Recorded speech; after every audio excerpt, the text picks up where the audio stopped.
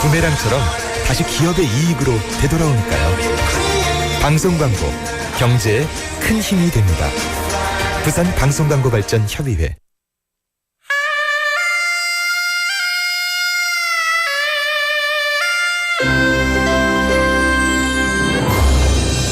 The time is now 7 o'clock.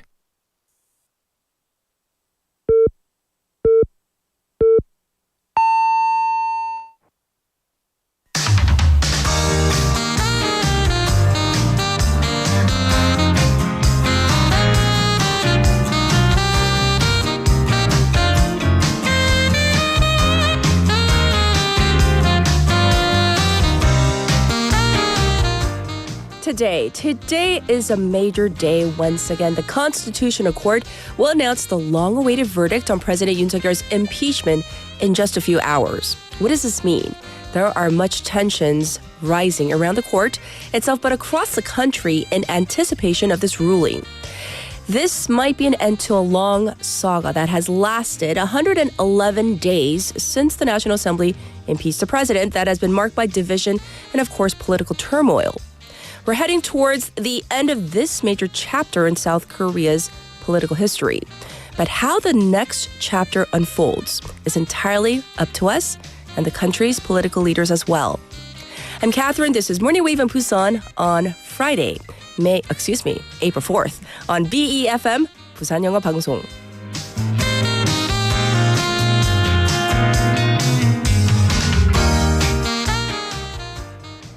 Did I almost say May? I'm hoping for it to be May because, yes. Well, you know what? It is still April. It is April 4th for sure. The good news is it's a Friday. However, this Friday will be like none other because the tensions, you can cut it with a knife. That's like an idiom, right?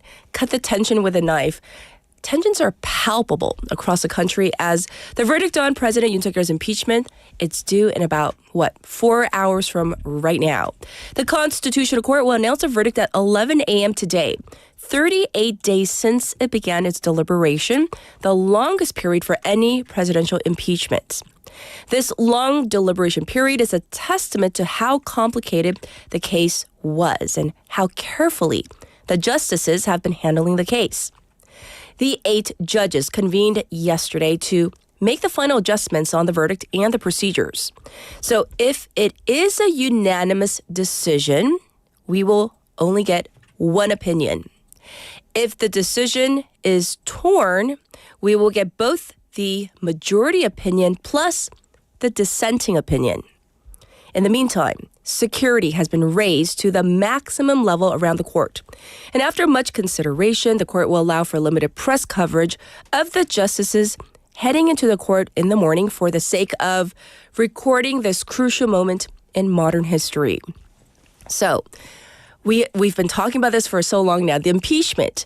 Well, if for the impeachment to stand, that means 6 justices need to vote in favor to uphold the impeachment, and it will take effect immediately after the verdict is read.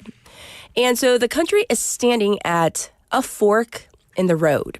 And whichever way the verdict falls, there's going to be a lot of pushback, we know for sure. It is important for the country, for the people to be able to move on, though, from this months-long political turmoil and drama. So whichever way the decision comes, here's really hoping that we can navigate our way together as a nation, as a people, instead of, really being divided. It's been so divided ever since this happened. So we'll definitely keep an eye on this and report to you the latest here on BFM. And we'll likely talk about this definitely on Monday. All right, time for our text topic. Are you ready? What kind of mistakes have people made about you? Or maybe what or who have you been mistaken for? We're talking about things like age, like I'll give you some examples, right? Age, or maybe people think you're an E, you're an extrovert, but in reality you're an introvert, you're an I. Things like that. So 내가 다른 사람들에게 받아본 착각일 수도 있고 살짝 오해일 수도 있는 그런 그런 거를 얘기하고 있는데요. 예를 들어서 나이보다 어리게 봤다. 근데 반대로 나이 들게 봤다. Does anybody mind that? 그건 좀 기분 안 좋을 것 같아요. 나를 외향인으로 착각한다. 혹은 what's another one? 나한테 아저씨 아닌데 아저씨. 그리고 결혼 한 번도 안 했는데 뭐 아줌마. 그렇게 불렀던 or worse. This would be the worst thing if somebody called you like 할머니 but you're nowhere near that age. Like it could be a child though. 아이가 그렇게 보일 수 있잖아요. Because they kind of have maybe a lack of sense of exactly how old we adults are. So that's what we're hoping for. Your stories. And what about like, my sister, I have a younger sister. And like, she was carded. Carded means like 최근에 신분증 검사를 당했는데 누가 봐도 아줌마거든요. But she was like so happy. Like it made her day. 하루 종일 기분 좋았대요. And I said, they were probably like a newbie. 아마 신입 일하시는 분이 그냥 they were just going through the routine probably. But she was just like on cloud 9 all day long. Things like that. So you can send in your messages to BFM's live stream, live chat on YouTube. Go to the YouTube platform. Type in BEFM. You'll see our channel. You can subscribe and you can log in to chat with our other waivers. Pound 9050, 샵 9050. That's going to cost you 100 won. Also, Kakao Talk. It's free to contact me through that way. Send in your messages. You can send in photos as well. And the ways you can listen to our program. 90.5 or 103.3 FM on the radio. That's if you're in the Busan area. Also, like I said, we're streaming live as we speak. You can watch again at your leisure. We also have 2 apps, the BFM app itself and also the Patbang app. You can listen to the Waga segment. We have a lot for you today as usual. It's Friday. We have Casey with Foreign Press Highlights. In hour number 2, Vasana is going to be joining me for What in the World? For a special interview. We're going to continue our discussion on Trump's tariffs. Today, though, we're going to be focusing on the whole 25% reciprocal tariffs that are being levied on South Korea. So specifically, yesterday we did an overview of the tariffs themselves. Today we're going to zoom in on what this may mean for South Korea, Korean companies, etc. So that's coming up in hour number 2. All right, I'll be back with today's headlines.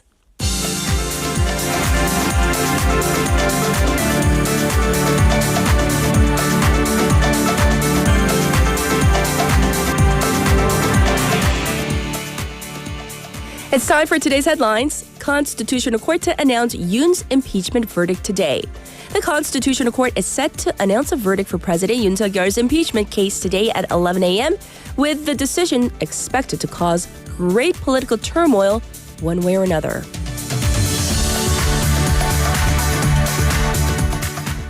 U.S. revises tariffs for South Korea from 26 to 25%.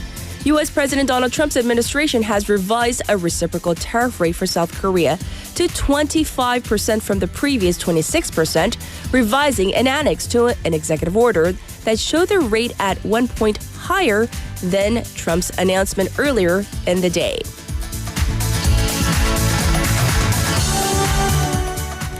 U.S. stocks tumble following Trump's tariffs. U.S. stocks suffered the worst day since 2020, with about $3 trillion wiped off Wall Street as investors engaged in a frenzied sell-off after Donald Trump's worldwide tariffs. Supreme Court confirms convictions in Deutsche Motors case. The Supreme Court yesterday upheld a lower court's conviction of 9 people involved in the high-profile stock manipulation scheme involving the First Lady.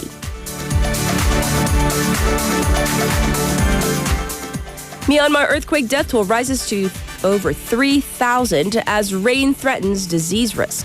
Myanmar's military junta has put the latest earthquake death toll at 3,085, with forecasts of unseasonal rain, raising concerns of survivors drowning, and outbreak of disease. This was today's headlines.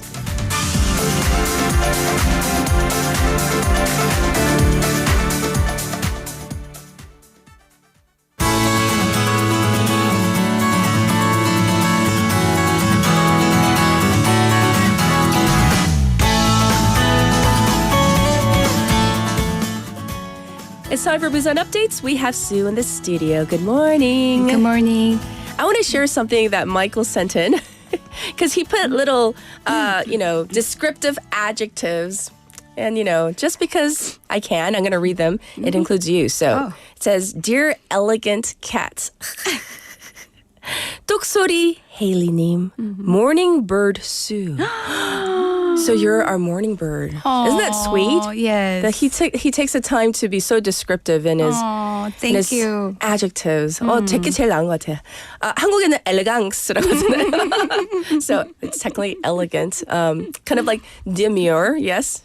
Right? It suits you, I admit. Yes. I'm just kidding. I'm wearing like such a bright color today because I'm I don't know. Today it's a big day for the country, but also kind of lift the mood. It's spring. There's a lot going on in the country, but still. Hey, but I do want to ask you about our text topic. We're talking today about 사람들이 수님한테 대한 약간 착각. Like people think you're this way, but actually when you told us about your dancing, that was like, whoa, that was like so unexpected, right? I know. And we still want to see you in action one of these days, right? Yes, one of these days. People who don't know me well, they think that I'm introverted. But right. I'm more closer to extroverted. Ah. Yeah. And We want to see that E. 보고 싶어요, 좀 더. 한꺼번에 보여주면 안 되니까. Keep us in suspense. Slow dripping that E. Okay. Yes. Yeah. And you mentioned that age is a sensitive topic. Oh, yeah. So it's better not to guess. Anyone's age. Yes. That's true, though. That's true. Especially yeah, that's true. Don't guess people's age unless you're going to lowball it a lot because we're all very vain about our age, right? Yeah. Good point. Well, we're going to get into our update. The city's population has decreased by 7,379 in the first quarter, making this the largest decline in 4 years. According to the data released by Statistics Korea and the Ministry of the Interior and Safety, the city now has about 3.26 million residents, 326만 명.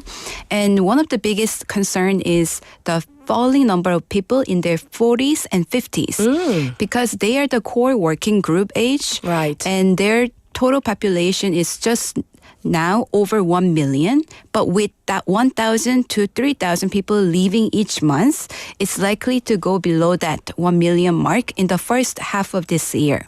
And that will inevitably weaken the local economy. Yes, and that is one important demographic. But of course, we still have the elderly population and other age groups. Did you have details on them? Yes, the elderly population is growing, and it has increased by over 10,000 in just 3 months. Yes. And on the other hand, the working age population, 15 to 64, shrank by over 14,500 during the same period. One of the reasons for the overall population decline is a combination of people moving out of Busan and an increasing number of deaths, partly due to aging and harsh weather. And the city now has the highest average age among South Korea's 8 major cities compared to the national average of 45.5 years. Oh. Can you guess the average age for Busan? Well, I'm thinking it's probably much higher. How much higher? Not that much, but still, it's 47.4 years old. Oh, so 47.4 versus 45.5. That's the national average. Yeah. Well, we've always known that we're the super age society, but now this is proof. Every demographic is important, but of course we do want a strong working population in our city as well. For now, though, we're going to move on to our next item. This is a small vessel pier has been completed, and this is at the Daebyun fishing port. The Busan Port Construction Office of the Busan Regional Office of Oceans and Fisheries announced that it has completed the construction of a small vessel pier.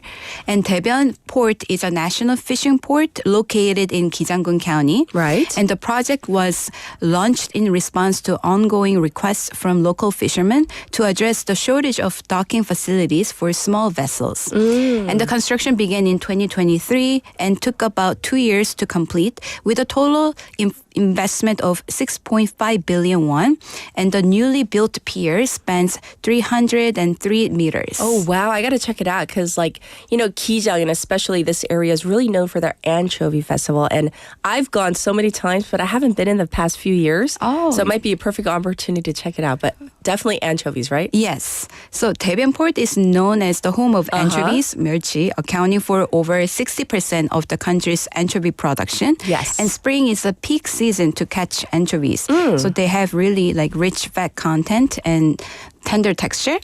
And the Anchovy Festival has been a local event since 1997. It's held every April to June to promote anchovy fishing.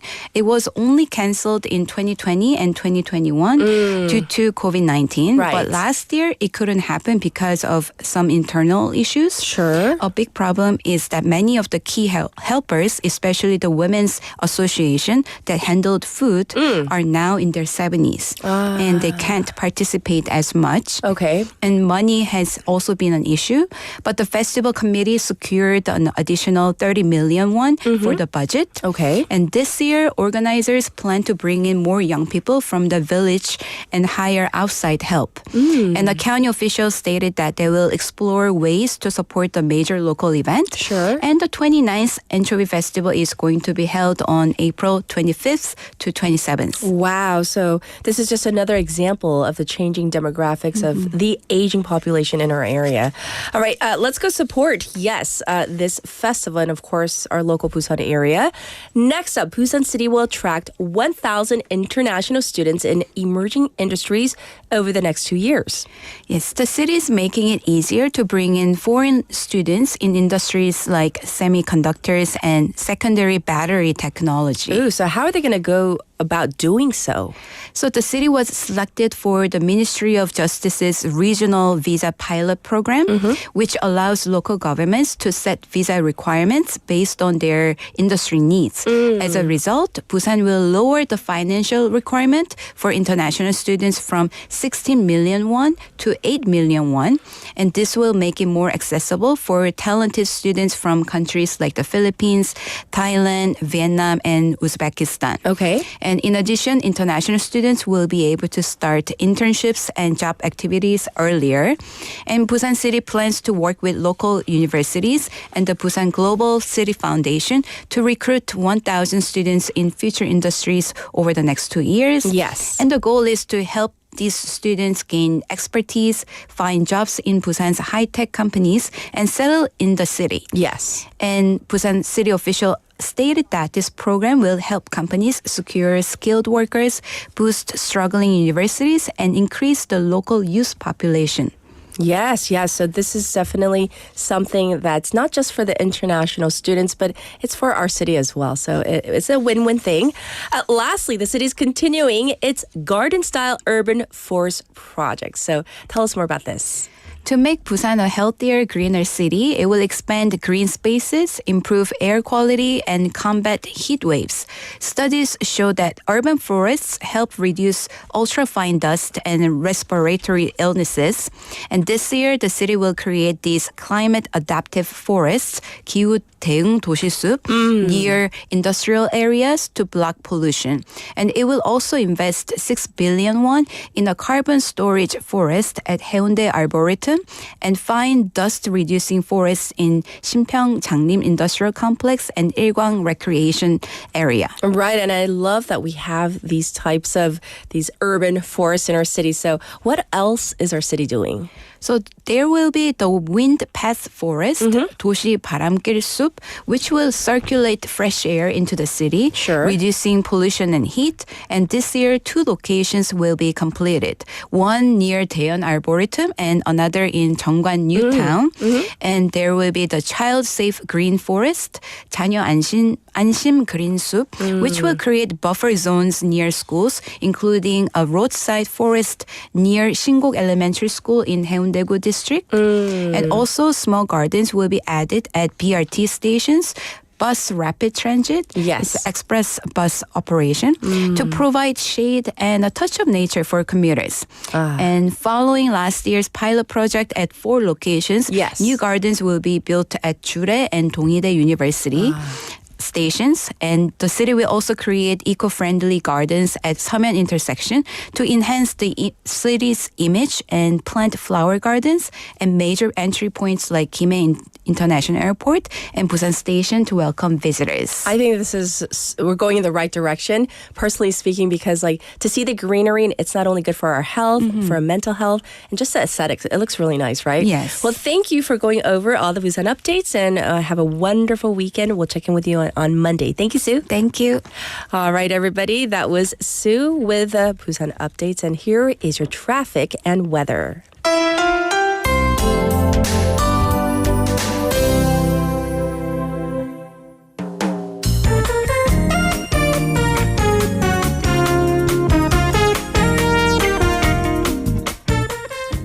It's now time for your traffic report. So there is an accident to report on. It has happened on Gamcheonlo from the old power plant to Sahagu Public Sports Center, right before you get to the sports center. So please be aware of that area. There's congestion from the Dongso overpass from Bumnukgo ramp to the old Daegum tollgate. Also, there's traffic building on Byeongno from Suyeong overpass to the Suyeong tunnel. And also looking slow on Luno Samsung-daero from Myeongji underpass to Shino Bridge. As for the weather, it is currently 6 degrees Celsius in Busan under clear skies. It's expected to go up to 15 degrees today, and bad fine dust levels in the capital area with a dry weather special report in parts of Gyeongbuk and Jeju. So that means we need to be extra careful of sparking a fire.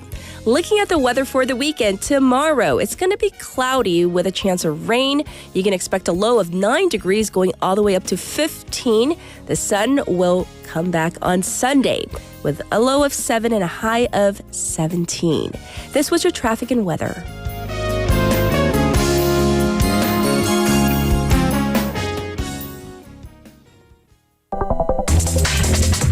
Are you an early bird?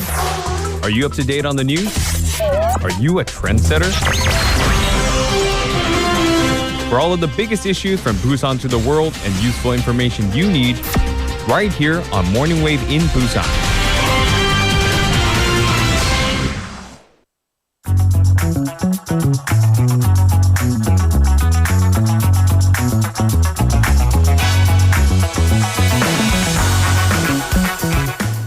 It is time for News Digest. I almost said Waga. I almost heard Waga I know. Waga. Did I? No, are we I didn't even say telepathic? it. Right. I didn't say it, but I was about to say I it. sensed you. News Ooh, Digest. The serious Happy news. Friday. Oh, yeah, Yes, it is indeed. And we have a message regarding our text topic.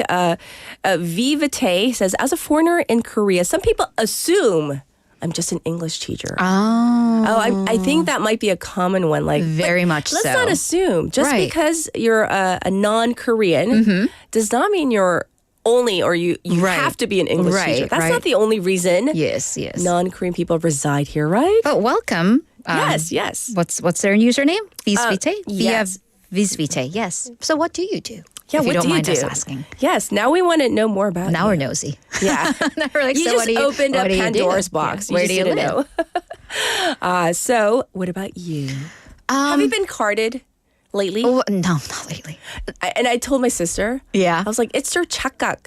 정말 너를 그게 아니라 like it was a new employee. Right. And so they were just like carding everybody. Right. And I was just like, But I mean, I told my younger sister who used to work at a convenience store, if they look like, unless they look like your father who like rides the subway for free, like he is a senior citizen, always card them. check their if they look anything like Yeah. me, check their cards. I mean, you can only compliment. That's complimenting them. They'll I like know. it. They'll enjoy it. All day. She was Yeah. like singing and humming. Well, I mean, I would be too. Like, And do I was- do I look 18 because I feel 18? and I kept on popping her, bubble. That's what sisters are for. Yeah, you that's why. chase her with a needle. But I've been mistaken Yes. for the opposite. As a mother, by whom? Jennifer. Our Jennifer. Skills Our 101 Jennifer? Yesterday, after Yes. she ran into the studio, and she was like, "Do you have a son?" And I'm like, "I do." Do I? I'm like, do I? Haley, the perpetually It's like single, K-drama, the single 숨겨놔. lady. I'm like, 저요? And she's Why, like, what I happened? saw you with a boy. I'm like, that's my nephew. Oh, yes. And then remember our old boss who goes, hey, I saw you with her boyfriend, which is also like, 저요? I'm like, what? Is he cute? Like, are you from the future? And I was like, 잘생겼나요? 잘생겼던가요? He saw me with my dad picking me up from his car. So he just assumed it's my father. Yes. So yeah, lots of, 저요? 제가요? Okay. All right, wrap it up. That's what she says. 슬슬 마무리 합시다. Okay, so we're going to jump into our news. We're so honest. We like sharing. Everyone is getting ready, of course, for the big impeachment verdict, which is due at 11 a.m. this morning. So what will be the determining point or points in the ruling? Right, so we're looking at 5 different points that the National Assembly presented as reasons for them impeaching President Yoon Suk-yeol. Number 1, the act itself of declaring martial law when the country was not in a time of war or an emergency akin to war. Yes. Secondly, locking down and breaking into the National Assembly. Also, breaking into the National Election Commission headquarters.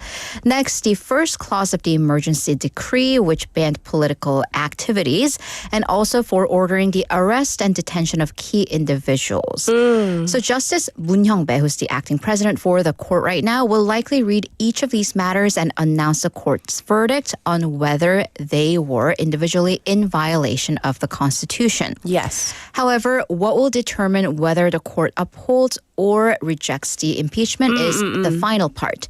The willingness to protect the Constitution, 헌법 수호 의지, and whether the president acted in disregard to protecting the Constitution. Yes. So even if the president is deemed to have violated these matters, violated the Constitution, or committed illegal acts, it's whether these acts were grave enough to warrant impeachment that will be key. So to what extent?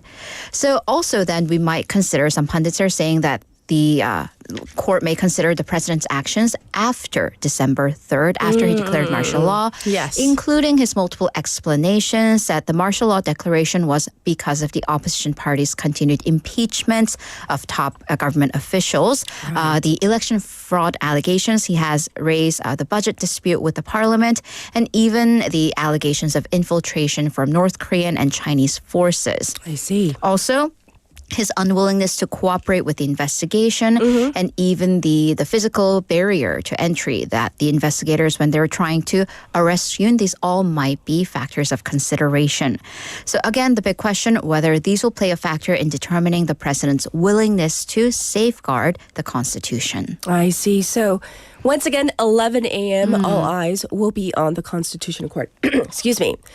For now, though, we're going to move on to another serious topic. We're talking about the wildfires. So, yes, they've been put out, basically over, but the ramifications from the wildfires continue, especially as, the Changma rainy season. It's coming in just a few months when you think about So it. of course, the topmost priority is to help with the recovery process of people who have been displaced from their homes. But we really need to look ahead because the weather is warming up fast and the rain season is approaching.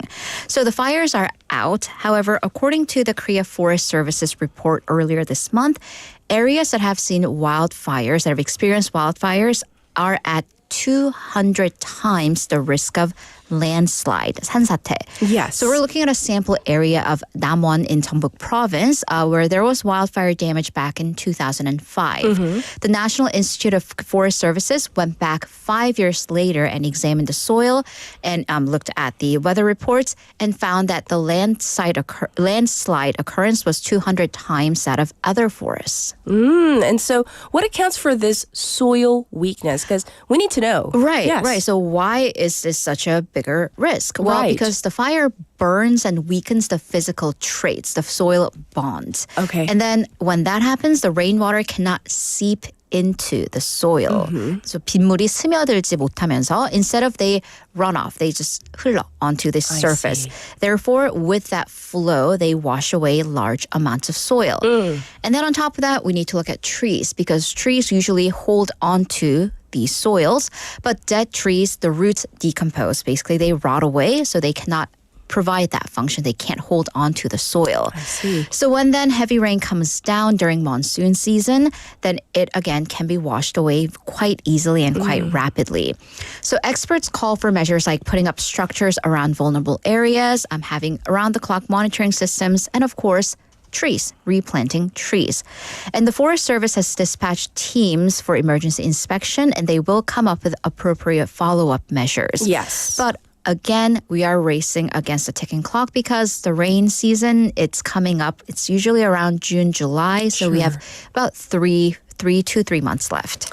Indeed. So that is actually, yes, coming up. And the fact that, we're just recovering and we're still not there. So, actually, there is a bit of dispute about how we should go about replanting or letting the forest recover, because that's so important, right? I mean, you see the scorched land and it kind of really, it hurts us, right? It physically pains us. And by the way, tomorrow's Arbor Day. Right. So should the forest try to recover, be able to recover on their own, or should there be human intervention? This is actually a larger debate that's going on amongst experts. So when we talk about human intervention, this is 조림 복원, so restoration through replantation, versus 자연 복원, natural restoration.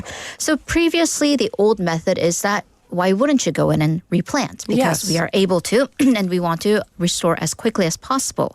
But then the 1996 Goseong wildfires, that was a test bed because the government back then kind of split it half and half. They replanted on half of the property and then let the other half restore on its own. Sure. What they found out, both forests artificially, restored with human intervention and naturally restored, they had similar tree density, but natural restoration led to more biodiversity. So even the trees were at varying heights. Yes. So because this is what happens, forests, when allowed to restore naturally, they go through this natural process from shorter grass to seedling, sapling, the short trees, and then tall trees that can grow well in light conditions, but not in the shade. And these would be pine trees, and then later to oak and maple trees, and we call them 음수성 나무. They can grow well in the shade. So these final types of trees, the oak and maple, 음수성 나무, they are the most well preserved. They're the most resilient. Yes. So while replanters do focus on pine trees because they do grow quickly, we've talked about how pine trees, because they're coniferous trees, 침엽수, they do burn quite quickly and with the sap inside too. So some proponents say that it is important to let nature take its course. So what are they going to do now? The Korea Forest Service will look into the level of damage. For areas with severe damage, they will have to go in and replant, but with less damage, they'll let nature take its course. Indeed. So thanks for going over the ins and outs of how hopefully everything can come back to life. For a final story for news, in the wake of the earthquake in Myanmar, there are concerns growing over a possible megaquake in Japan. Right, and whenever we do get major earthquakes in Asia, we always turn to Japan because they have new projections on this megaquake. So a new report from Japan warns about this megaquake and a subsequent tsunami that could kill 298,000 people.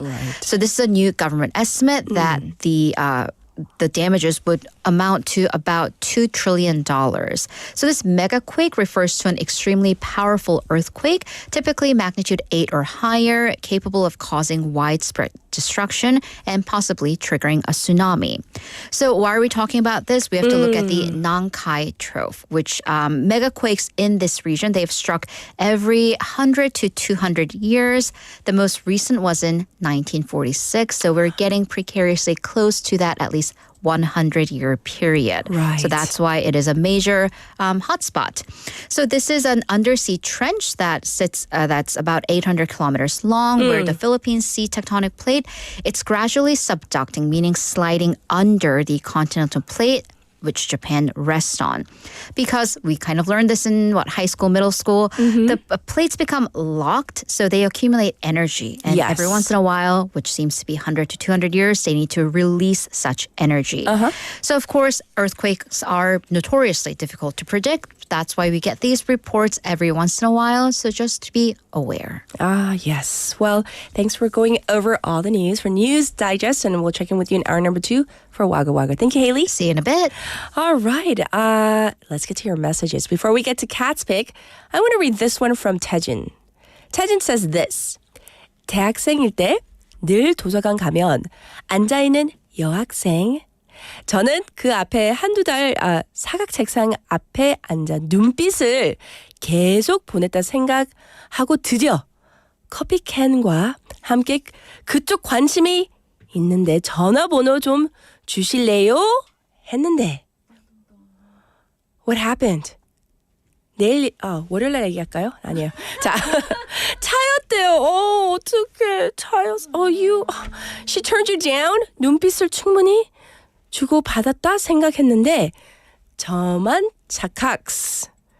부끄럽더라고요. Oh, that's so sad. So basically, in a nutshell, while he was a university student, kept on what he thought was giving her kind of the eye, we call it, right? Kind of like, maybe looking at her, giving her licks, trying to show her I'm interested in you. Finally got the nerve to go up to her with a can of coffee and say, hey, I'm interested. Can you give me your number? And she said, no. 거절당했어요. 어떡해. That's so sad, but that's life, isn't it? No, but you know what? You didn't succeed with her, and now look at you. You're happily married to a beautiful, beautiful wife and 2 beautiful children as well. So it all happened for a reason, right? I think so. Let's get to Kat's Pick for today.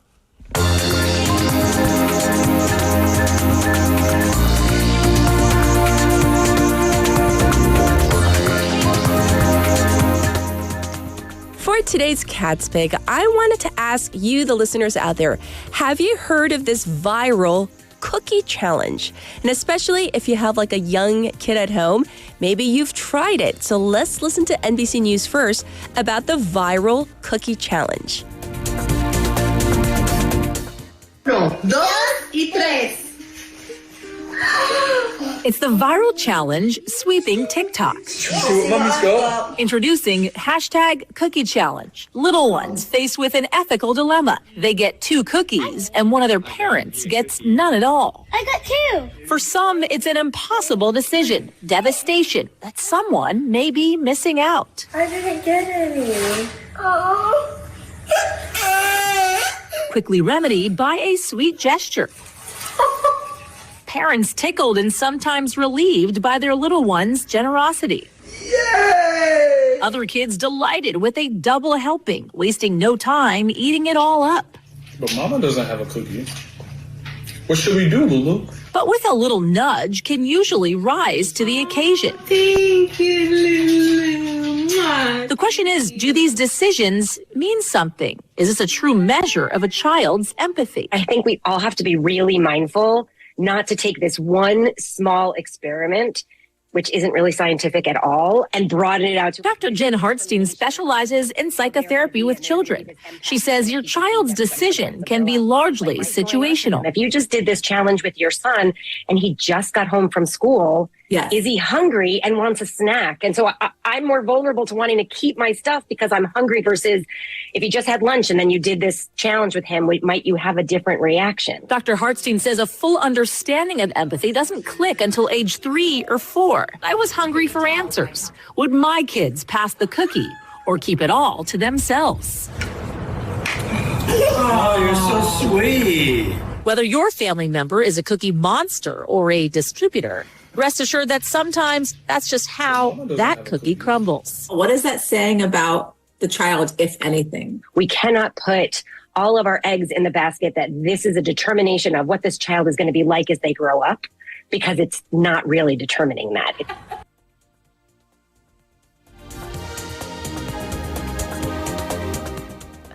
So as you heard and saw on the clip, if you're joining us on our YouTube stream, I mean, have you seen this cookie challenge? And the fact that, people are kind of testing their toddlers or young children about their so-called ethics. Will my child, given 2 cookies, share one with me? I don't know, but some psychologists say, don't read too much into it. They're still developing. But I'll be honest, if I had a child that age and he or she didn't want to give me a cookie, I might be a little bit tad bit hurt, just a little though. And then I would get over it very quickly. So what about you? What do you think about this? Have you tried it, this cookie challenge? This was Kat's Pick for today.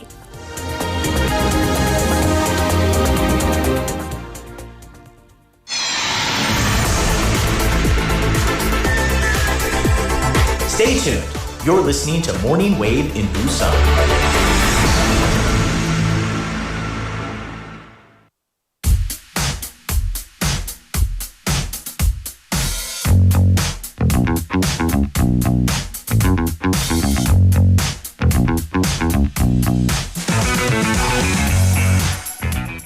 It's time for Casey and Foreign Press Highlights. Good morning. Good morning, Catherine. Hey, so I have a text topic for you, and I also want to read one also from our listener. But text topic, like have people like mistaken you for something, whether it's like an identity trait or personality trait, a physical trait or anything like that. So what have people mistakenly like thought about you?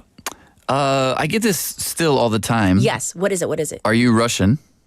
Oh. So mistaken nationality? Can you sit up, Casey? We can't see your face. Oh. Okay, sorry. No, it was covering, the thing was covering your... this thing. Now she has to readjust the camera. Yeah, okay. Okay, there you go. Okay.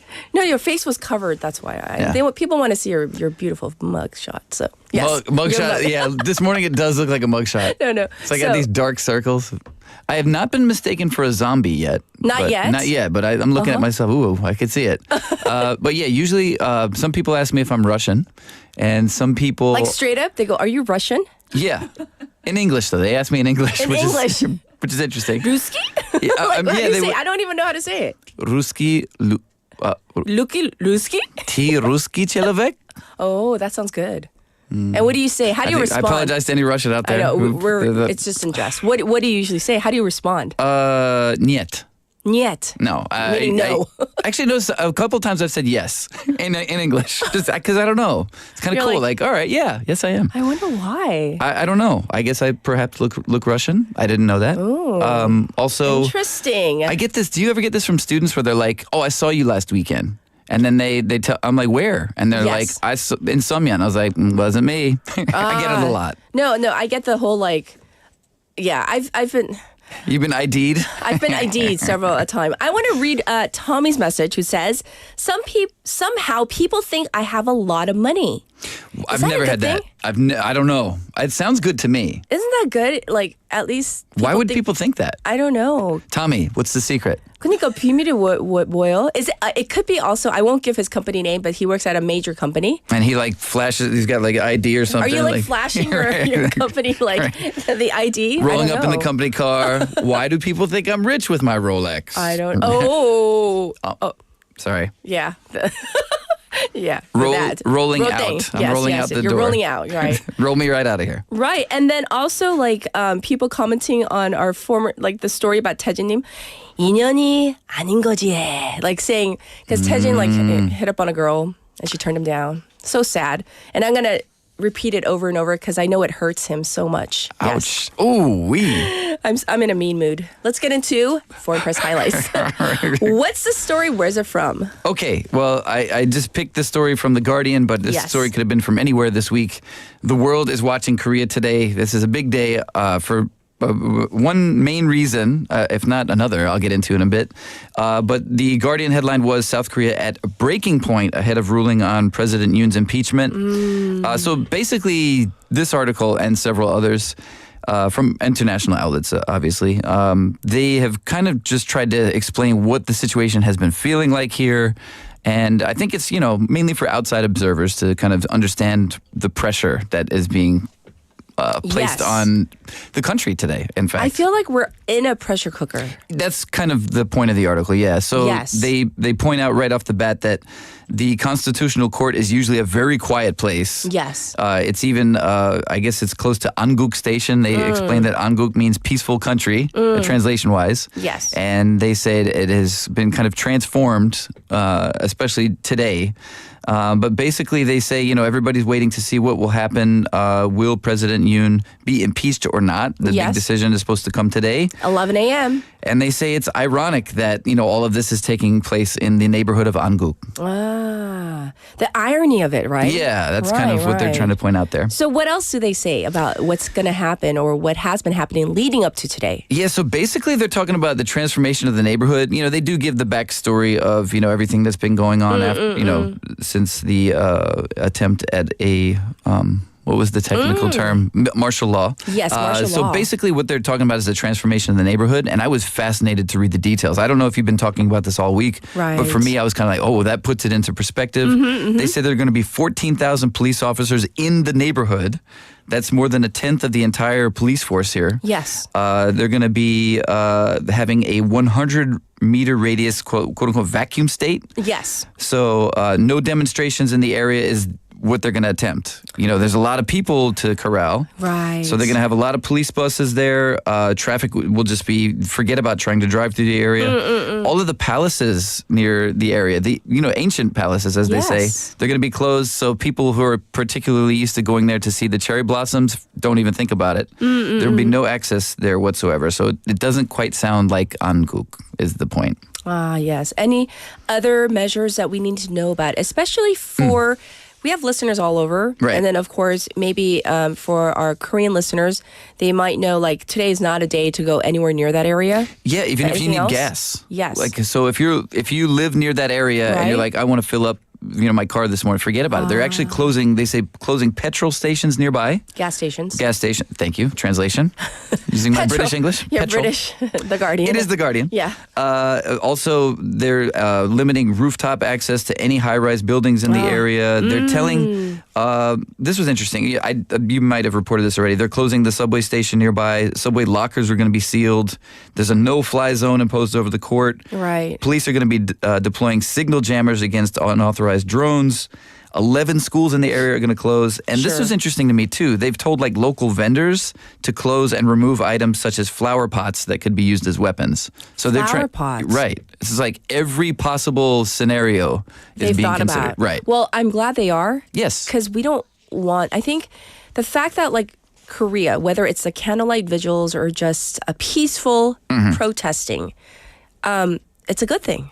It shows that we're a vibrant democracy, but we don't want to see any type of violence today. That's what we're looking for. And, there is worry about that because they say in The Guardian, there have been weeks of uncertainty. There have been a huge and occasionally violent protests by both supporters and opponents of the president. Yes. And, that includes his security detail and government authorities as well. So so they have to really consider every possible scenario. So from an outside perspective, you might be like, wow, that seems a bit much, but it might seem like overkill to some people, but better prepared than not, right? Exactly. Yes. So we'll see what happens. We'll see what happens at 11 a.m. coming up soon. Let's move on to our next story. What's it about? This is another one that has been a big story this week, and I actually first saw this one on social media. This got my attention that way. I have a Korean American friend who lives in the New York area, and he shared a story from the Wall Street Journal, and I was like, oh, that's weird for him to do so to begin with. Okay. That was out of character. Right. And then he, shared the headline and expressed amount of surprise. So I'll share the headline with you. Which is? China says it's aiming to coordinate tariff response with Japan and South Korea. Anything surprising about that? Well, as a Korean American,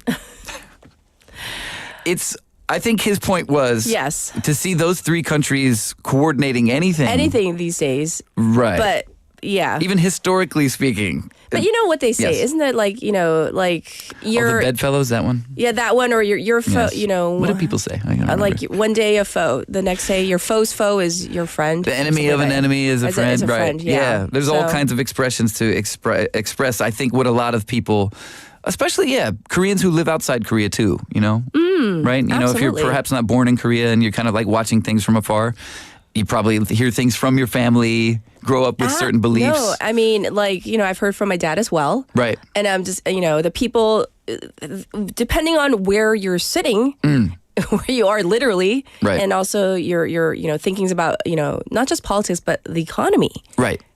And that's what the major motivator is here. So from the Wall Street Journal, I'll just give you a little bit because they have a paywall. So unless you subscribe, you can't really get through anyway. Okay. But so China is seeking to coordinate its response to United States tariffs with Japan and South Korea.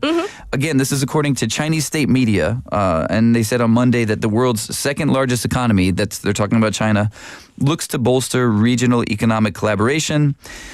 Japanese and Korean officials said there was no decision to coordinate action with Beijing, but said the countries have recently discussed trade issues amid three-way talks over the weekend. Yes. The first such dialogue in 5 years. 5 years.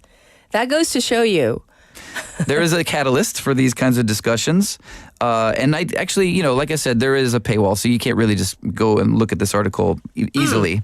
So I decided to share another version of the same story from the China Daily. Oh, okay. So the Wall Street Journal perspective was kind of like, well, China is saying this. There is no official word from Japan and Korea. Sure. The China Daily version of the story is China, Japan, and South Korea to bolster trade ties. Oh. So much more there's not no ifs, ands, and buts about it from this perspective. It's not could, should. It's they're gonna. Right. Kind of is the headline. Right. Yes. So media literacy, I think, is a very important thing to be aware of, and something we all deserve to have and need to have. And it takes a little work. Yes. So you should always question, what your sources are.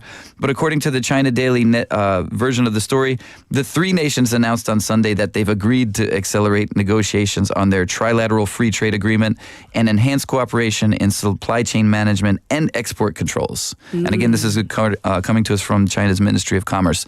So very different wording. Yes. So the Wall Street Journal, obviously a very well-known American source of media, saying one kind of way about it. And then, of course, coming from a Chinese publication, a kind of different way. So as you say, like media literacy and also like consider the source. Yes, very important. Something that we have to keep in mind. Yep. So you know what I like to do though for any story is like I like to read at least three versions of it, at least. Right. Because sometimes when you click on a certain publication, that's all that comes up. Right. Your algorithm, right? Sure. So I kind of try to, I'm not perfect, but read, publications that kind of try to see things from all perspectives. For sure. It's difficult though. Yes. It is, right. So it's just kind of a reminder, often we only have time to share like one version of a story. Of course. And I always try to give what the source, I always do. Yes, I you do a great job of trying to. Thank you. I appreciate it. On my way to the petrol station this morning, I was thinking about that. To the petrol station. It's like, petrol station. We don't say petrol station, not in the States. No. Yes. But yeah, so, this is a big unfolding thing, like the fact that these three countries are, looking to cooperate. We'll see what comes out. There's going to be official statements that have to come out from both sides, of course. Well, what about Korea? Yeah, so a lot of the article focuses on the Japanese and Chinese relationship specifically. They mention a big Japanese country that has invested a lot. Not so clear on the details with Korea, which I thought was interesting. Oh. There was no clear details given. However, they did say here we go. Yuan Bao, who's a researcher specializing in foreign trade at the Chinese Academy of International Trade and Economic Cooperation in Beijing. Whoa. Mouthful. Take a breath. Yes. Basically, there's a framework of what they call the Regional Comprehensive Economic Partnership. This is already apparently an established group of reciprocal terms and market access commitments. So we'll see if they build on that, I guess is the point. Like these kinds of things have been in discussion before 5 years ago. Yes. But they're kind of restarted in a very quick and urgent way recently. Indeed.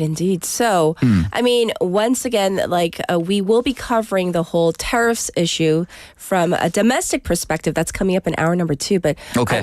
I'm glad that you brought this up, but from different outlets, how they're kind of. It's just interesting to see, and I'm interested to see how the Korean perspective will be displayed or portrayed, I guess I should say, because obviously there's a kind of disagreement on what's going on. Indeed. Well, thank you for all the stories and the backstories, and we'll check in with you next week. Thank you, Casey. Have a great weekend.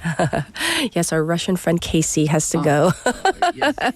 Here's our final song for hour number 1, 그날의 우리 by Urban Zacapa. This is requested by Benny. I'll be back at 8.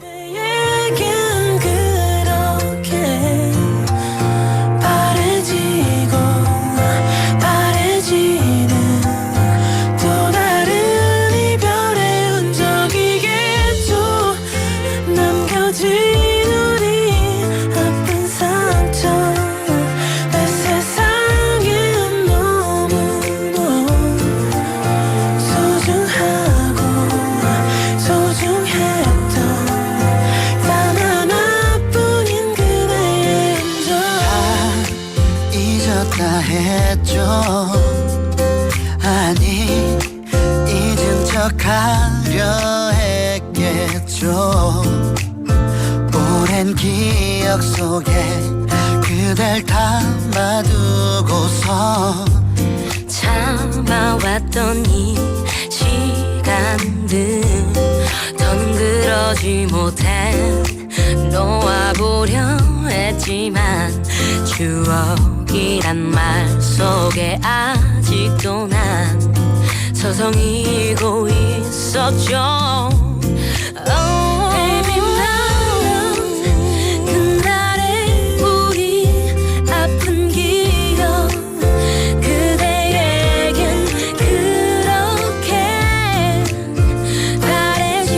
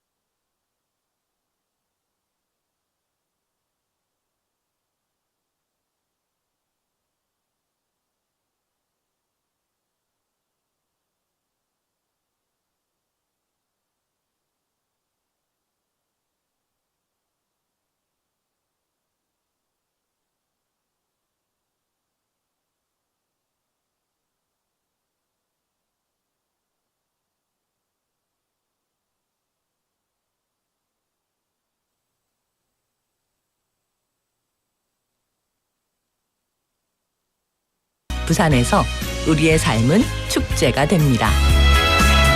축제로 하나 되는 부산, 여러분은 어떤 축제를 기다리시나요? 이 캠페인은 대선공익재단과 BFM 부산영어방송이 함께합니다. 혹시 지금 운전 중이신가요? 어린이 교통사고 피해자 수는 지난 3년 평균 약 9만 명. 특히 어린이 보호구역 안전기준이 강화된 이후에도 어린이 보호구역 내 사고는 지속적으로 발생하고 있습니다. 스쿨존에서는 반드시 시속 30km 이하 서행, 스쿨존 내 불법 주정차 금지, 차량 출발 전 앞뒤 좌우 살피는 습관으로 어린이가 안전한 도시를 만듭니다. 참, 운전 중 휴대전화 사용은 모두에게 위험합니다. 우리 모두를 위한 교통안전, 나부터 실천하면 모두가 안전해집니다. 어린이가 안전하게 뛰어놀 수 있는 부산. 아이 키우기 좋은 도시는 우리 모두의 미래이자 희망입니다. 이 캠페인은 어린이가 안전한 부산을 만드는 은행, B&K 부산은행과 함께합니다.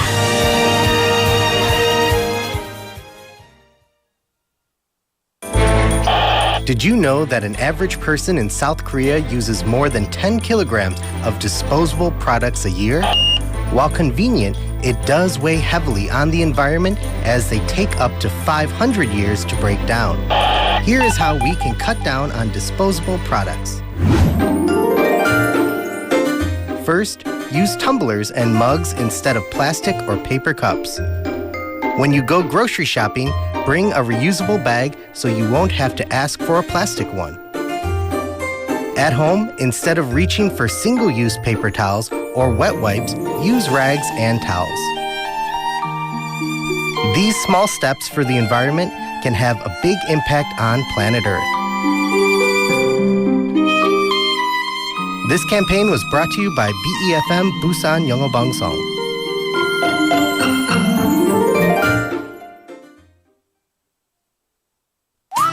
김밥가게 박 사장님도, 문구점 김 사장님도, 우리 부산의 경제를 움직이는 사람들. 우리 동네 작은 가게로 향하는 발걸음이 우리 부산의 경제를 키워가는 한 걸음입니다. 부산 방송광고 발전 협의회.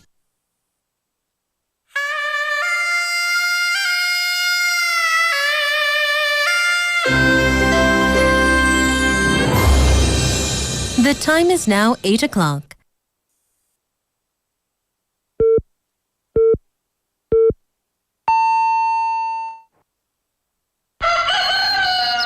Good morning, Dynamic Busan. Yeah, you're waking up. Time to shake it up. Tell the world good morning and find out what's going on. Well, hi there, folks. There's everything from comedy to lively chat to music. Broadcasting from a room about the size of your closet. All calls are recorded. What show is this? Live from Korea's dynamic city, this is Morning Wave in Busan. I'm sorry, who'd you say you were?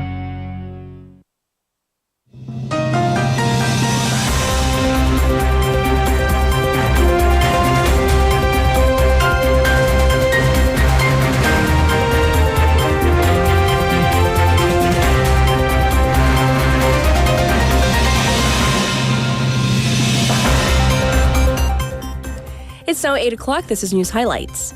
Constitutional Court to announce Yoon's impeachment verdict today. The Constitutional Court is set to announce a verdict for President Yoon Suk-yeol's impeachment case today at 11 a.m., with the decision expected to cause great political turmoil one way or another. Yoon will not attend the announcement in consideration of public order and security and will watch the verdict from his residence. The sides calling for and against the impeachment held all-night rallies and will gather around the court to await the verdict this morning. The police, in the meantime, have created a 150-meter vacuum around the Constitutional Court and have issued the highest Kapo emergency alert, Kapo Bisang, across the nation, allowing them to mobilize all police forces if necessary.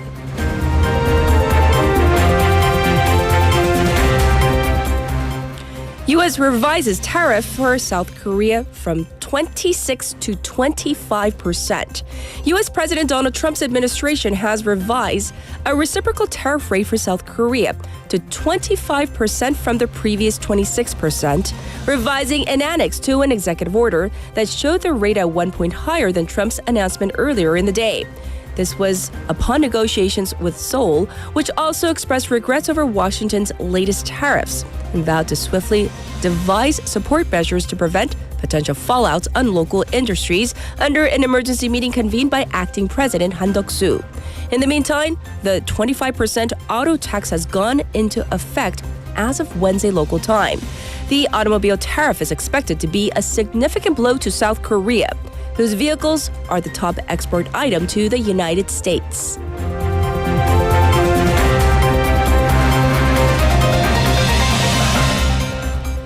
U.S. stocks tumble following Trump's tariffs. U.S. stocks suffered the worst day since 2020 with about $3 trillion wiped off Wall Street as investors engaged in a frenzied sell-off after Donald Trump's announcement of worldwide tariffs. Experts say that Trump's sweeping border taxes of between 10% and 50% on the U.S.'s traditional allies and enemies alike had dramatically added to the risk of a recession. Trump, however, expressed confidence that the markets and stocks are going to boom and added that tariffs on semiconductors will start very soon.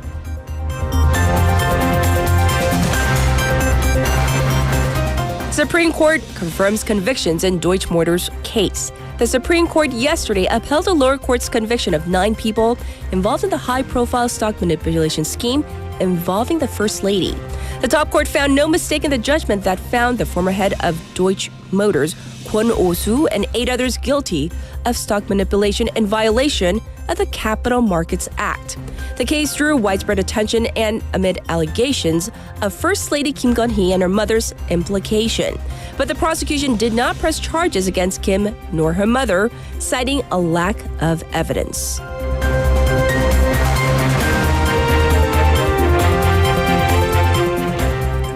Myanmar earthquake death toll rises to over 3,000 as rain threatens disease risk. Myanmar's military junta has put the latest earthquake death toll at 3,085, with forecasts of unseasonal rain raising concerns of survivors drowning amid outbreak of disease. The country has reported at least 66 aftershocks between magnitudes of 2.8 and 7.5 as rescue workers are struggling with tough conditions and a lack of equipment and medical supplies.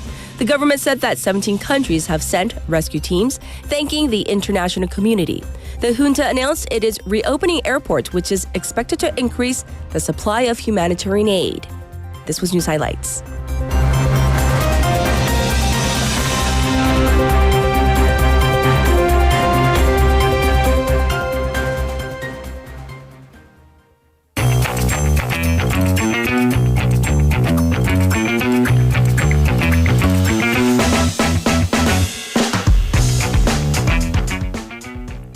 It's time for Waga Waga. Haley's back in the studio with us. Good morning again. Yes.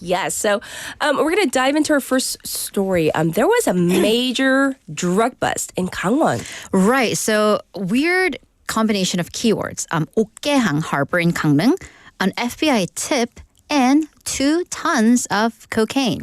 What? We don't usually associate those 3. 옥계항 and cocaine and do not FBI right. in Gangneung. So what happened? Well, the Coast Guard and Seoul Customs Office on Wednesday this week made the country's biggest cocaine bust ever. So earlier, they received a tip from the FBI, the U.S. Federal Bureau of Investigations, that a ship suspected of carrying drugs is planning to dock in South Korea. Right. So the authorities got about 90 investigators and busted the ship, known to have departed from China. And when they combed through the ship, including some secret compartments, they found 56 boxes that are containing what is suspected to be cocaine. So they found some white powdery stuff. Yes. Each box held about 20 to 30 kilos of cocaine.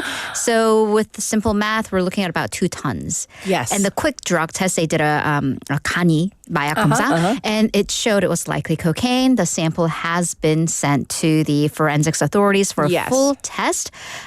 This is at about 2 tons. It's the single type of drug, biggest single type of drug ever found in the country. By the way, it's just to show you how vast the amount is. This is enough for every single human living in South Korea. Not that we would, but it is. And if sold, it would have amounted to like 1 trillion won, 1 trillion won. So a vast, vast amount.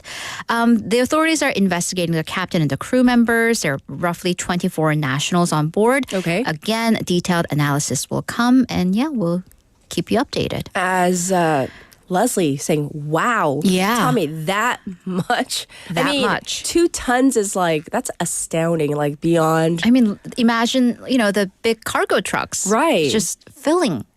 Two of them, right? Because they're usually 1 ton. Right. Yeah. All right, let's move on to our next item. There is this viral video of people smoking on a mountain. Do you not hear our PSAs like daily? Apparently not. Every day. Not just us, but I'm like, it's everywhere. Just like everywhere. At the entryway of those trails, there are signs. All right, so this is a JTBC report with a video taken around the summit of 북한산. You know that huge, tall mountain, Mount Bukhan in Goyang? Yes. The video shows 4 foreign nationals sitting in a circle, some standing, smoking. And you see them even flicking the ashes. So according to the person who took this video, the people around them told the group, you cannot smoke there. Yes. Yeah, there were fires, don't you know? The individual said, oh, okay, and continued to smoke and later left the cigarette butts. So they littered. The person who sent in the video said they seemed to be speaking Russian. The reason we mentioned their nationality, the story continues. When the person who took the video reported the case to what he or she said was a relevant institution, they were told that foreign nationals cannot be punished in these cases. 외국인이라서 처벌을 못한다. I've never heard of that, but I've never heard of that. So a lawyer that the program consulted said that is not true. Right. The act may be in violation of the Forest Protection Act, and any criminal acts that happen inside South Korea may be prosecuted regardless of the perpetrator's nationality.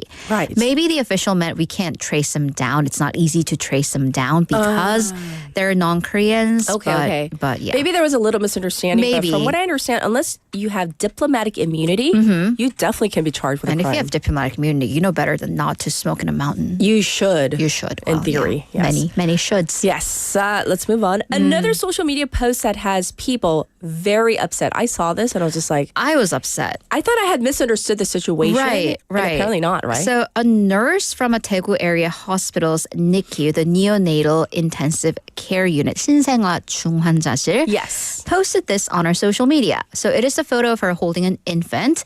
And the caption says, 낙상 마렵다. And... So, okay, a little bit of a linguistic explanation. Yes. This term 마렵다 means you have to go to the bathroom, like you have an urge. But it's used as slang to say, colloquially, you desperately want to do something. 낙상 means get hurt from falling down. Right. So basically, I want to desperately drop this baby is what it implies. And in the next photo over, you see the baby on her stomach/lap. She's like the baby's perched on her. She's sitting at a computer. The timestamp is at 3:39 a.m. and it says 분조장 올라오는 중, meaning my anger management issues are surging. Okay, once again, this is from a nurse in a NICU unit. Okay. So this isn't just an infant, bad enough, but an infant who has a severe illness.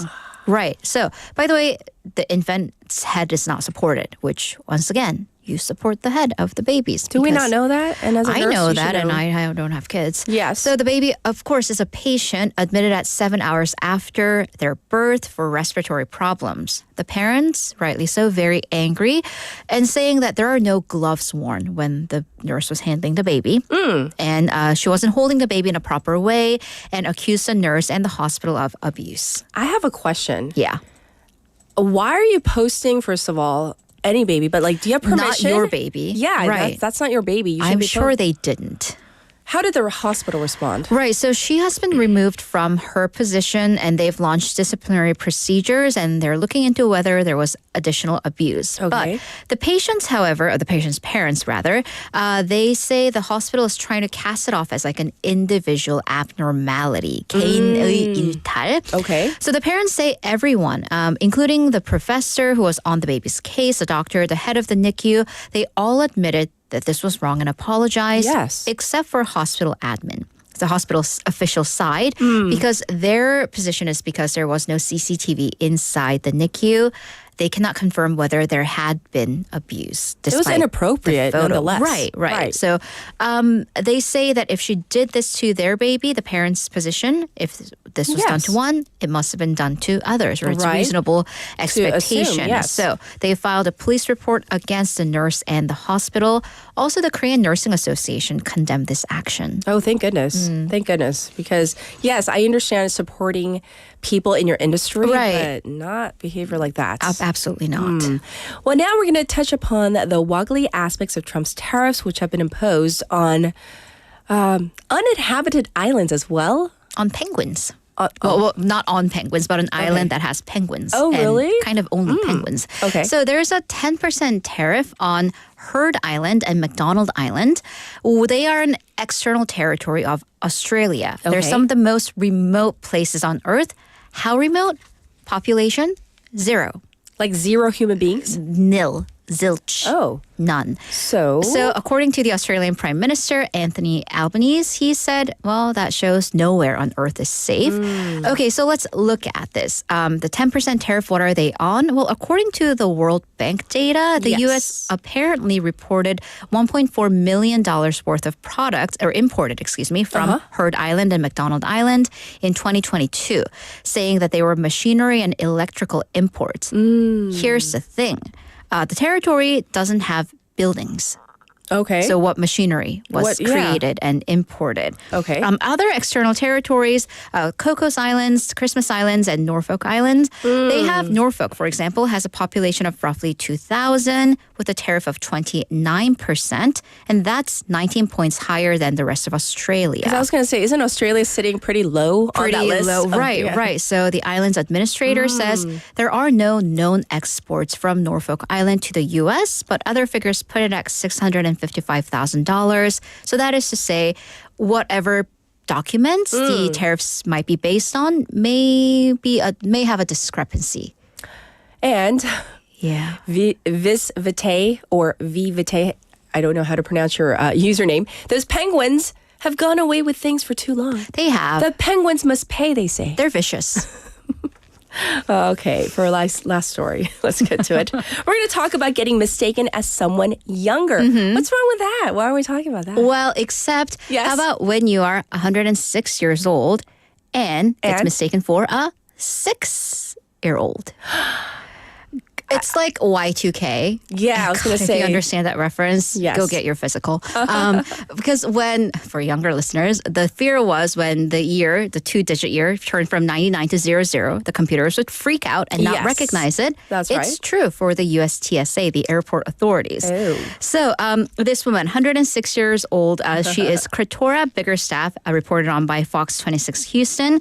She recently called out the US Homeland Security, claiming that the airport system does not recognize her age. Oh, there she is. So she, incredible, travels twice a year from Houston to Florida, where her daughter lives. Yes. That's at her age, that's a flight. But every time she does, she has to show her ID to prove her age. Ooh. And she actually has kind of a star on her ID, which basically means she meets security standards. And so elderly individuals get kind of a pass from security. So she said, and she has been feisty about this. Yes. What did she say? If I could get the airlines to realize that I'm not some stupid old lady, which is what they think I am, she says they don't think she knows whether she's coming or going.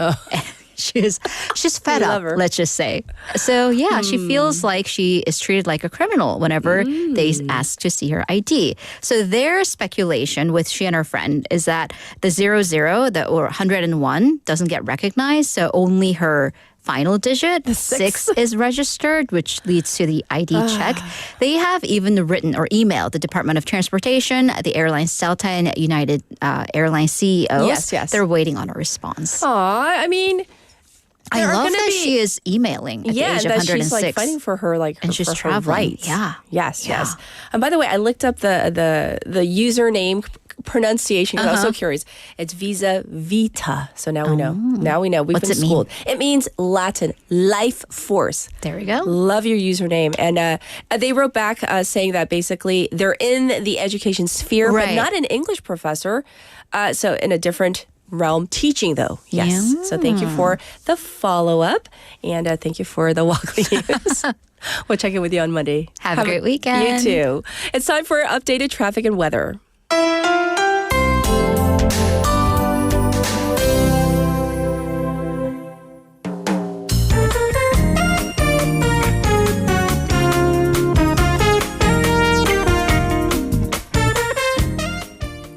It's time for your update on traffic. There is an accident on the Namhae 고속도로 near Suncheon, going towards Suncheon, right near the Seokimhae area, involving a cargo truck. And the backup, it's like 4 kilometers long, so there's major backup.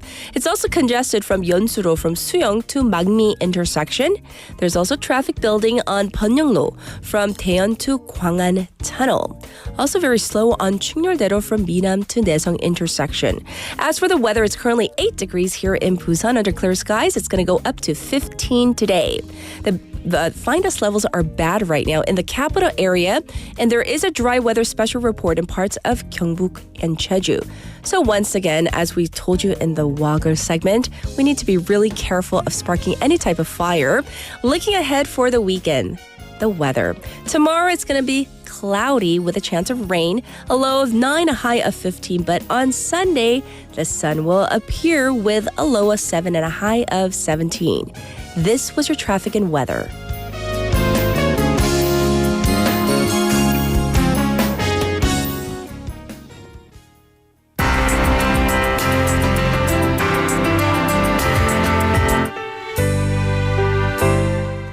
All right, this is Bohemian Rhapsody by Panic at the disco.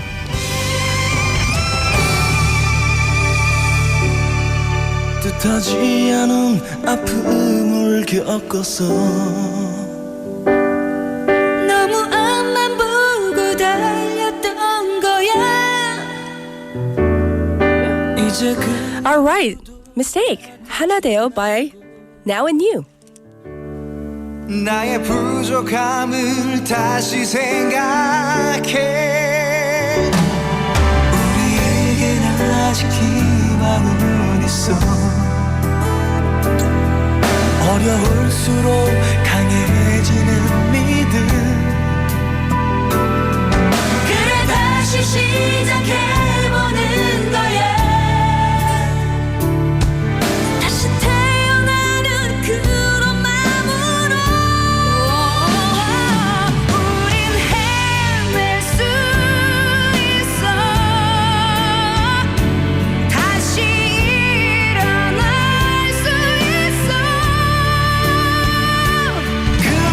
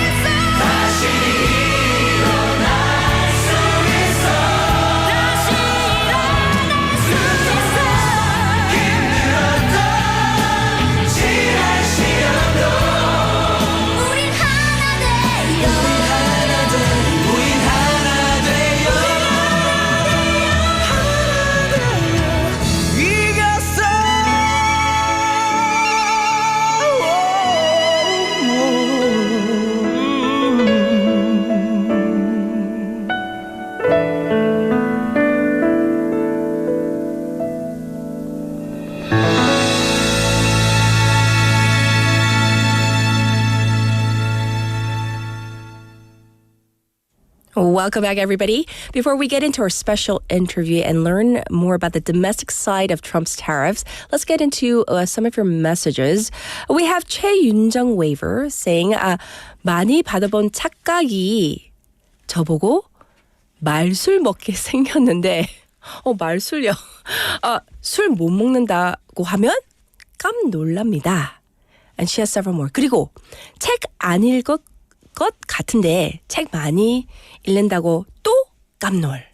자격증 없을 것 같은데 자격증만 많이 있다고 하면 또 깜놀.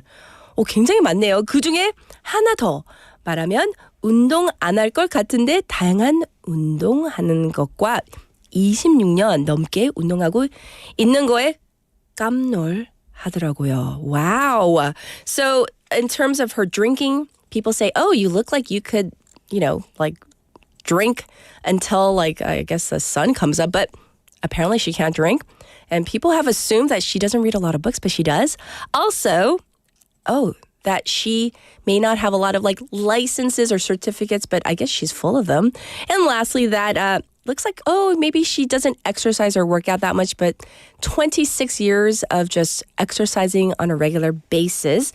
And last one, 그리고 최근에 받아본 착각이 BFM 매일 듣는다고 하니 영어 하나도 안 할 것 같은데 영어 방송 듣는다고 깜놀. 전 BFM 주변에 홍보 많이 합니다. Oh, thank you so much. So, she's been a long-time listener. Actually, she sent me an old photo that she and I took together during one of our old BFM events. So I remember meeting her back in the day. So thank you for spreading the word. You are definitely doing your duty. One more. What about Souvenir saying, 대학 다닐 때 다른 과 수업 듣는데 조를 짜서 발표해야 하는데 다른 과 학생 한 명이 저한테 와서 한국말 할 줄 알아요? 라고 물어봤대요. So they apparently thought Souvenir was not a Korean student, an international or, foreign student.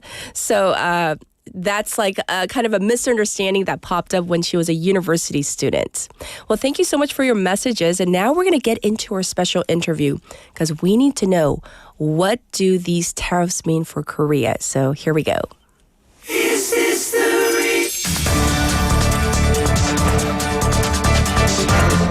Get your local up-to-date news from Korea and abroad right here on Morning Wave in Busan with Catherine. Stay tuned.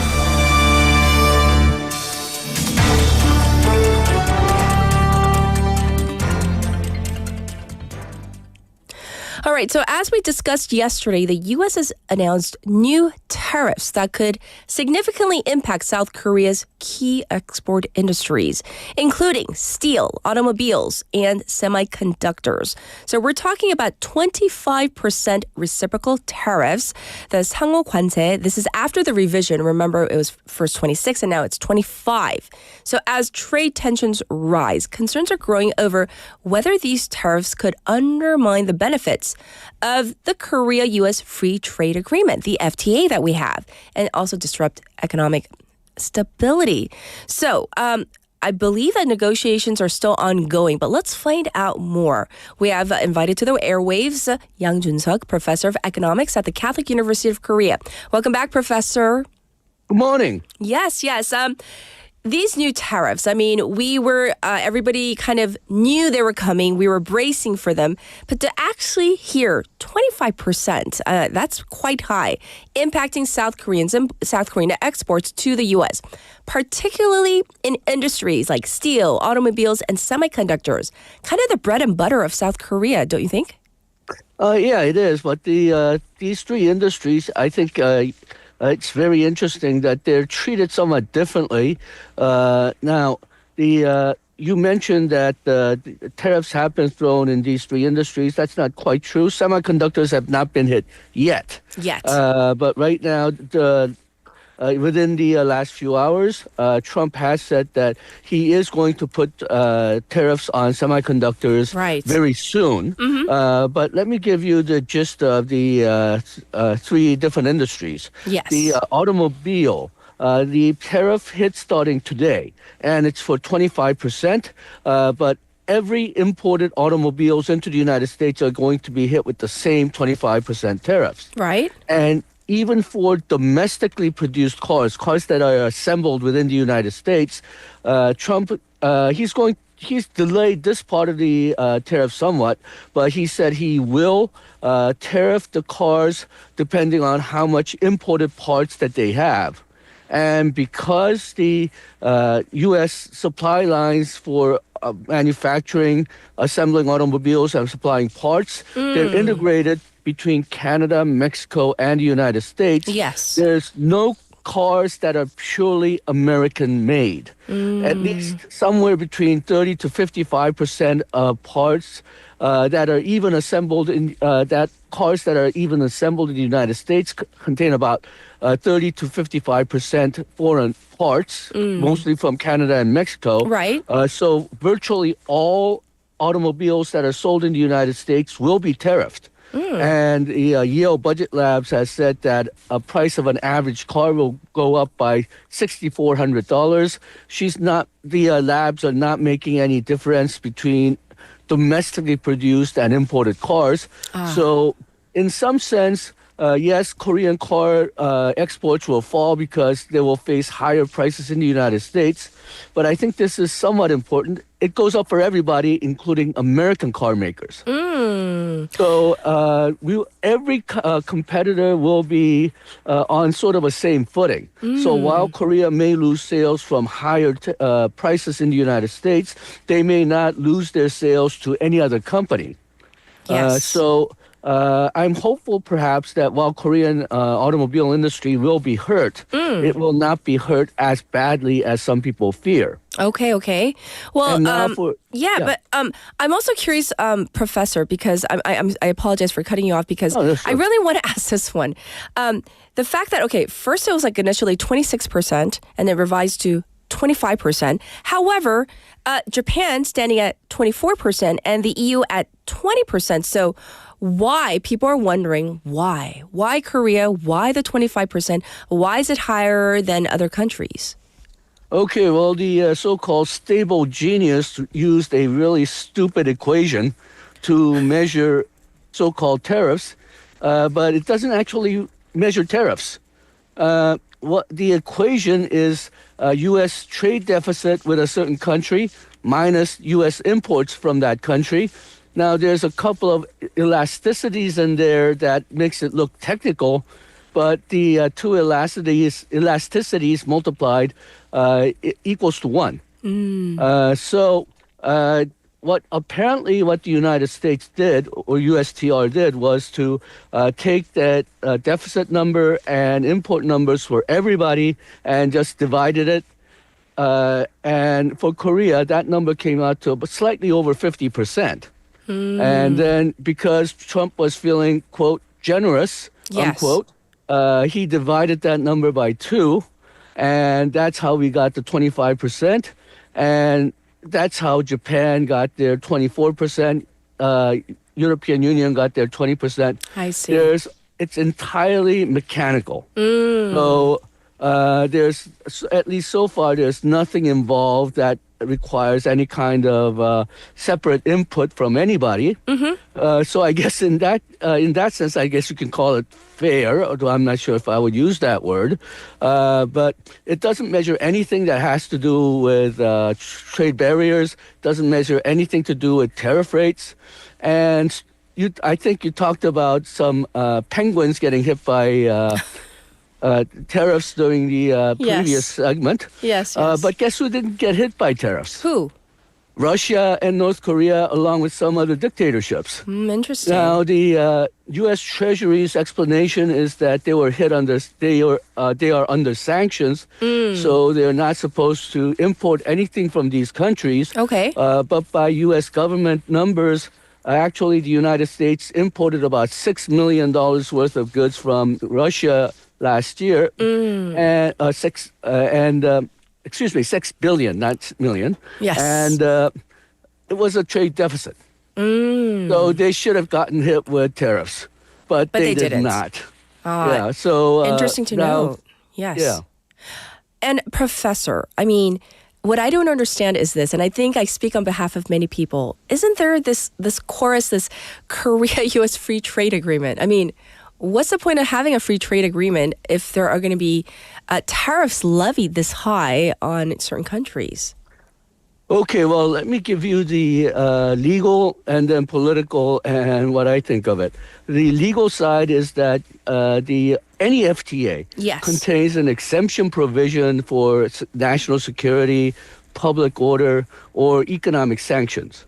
And what Trump is doing is there is a both U.S. law and FDA provision which allows exemptions if there's a economic emergency. And Trump has declared that this is an economic emergency. Now, the U.S. is practically the only economy that is doing well right now globally. So I don't know where the emergency is coming from, but he's declared it. And the U.S. Congress has not rejected it. So they're going to hang on that little provision there.